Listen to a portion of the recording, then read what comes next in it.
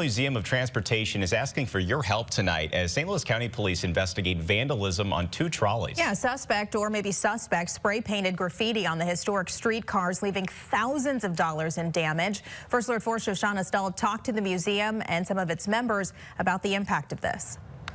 Angry. I teared up, and I just couldn't believe that someone had the audacity to come and do this. Vandalism earlier this month at the National Museum of Transportation, shocking museum curator Kobe Ellison. In these photos, you can see the graffiti on the 2 streetcars. We have footage of them entering the property at approximately 6 a.m. on that Friday. So it was carrying gym bags.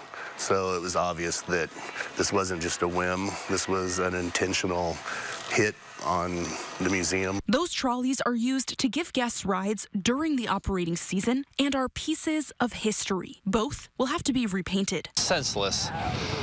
And there's no justification or reason. Will is a member at the museum. He says his son loves trains, and they rode the streetcars over the holidays. So it's an incredible resource that we luckily have in our backyard. Now he's planning to donate to the museum to help with the cost of repairs. This museum is not hugely funded. They're a small museum, and they exist to preserve the history of not only St. Louis and the region, but the nation and transportation history.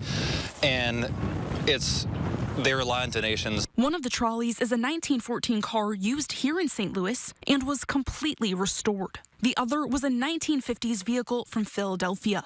Ellison says the museum is talking about ways to upgrade their security to prevent anything like this from happening again. To hit a historical object shows their disrespect for the museum and history itself. The cost to refurbish those 2 train cars will be about $20,000. There's also added cost to fix the security cameras that were impacted during this incident. In Kirkwood, Shoshana Stahl, First Alert 4. The museum says repairs to the streetcars will likely take months. You can donate to that cleanup. The link is in this story online, also on the First Alert 4 News app. First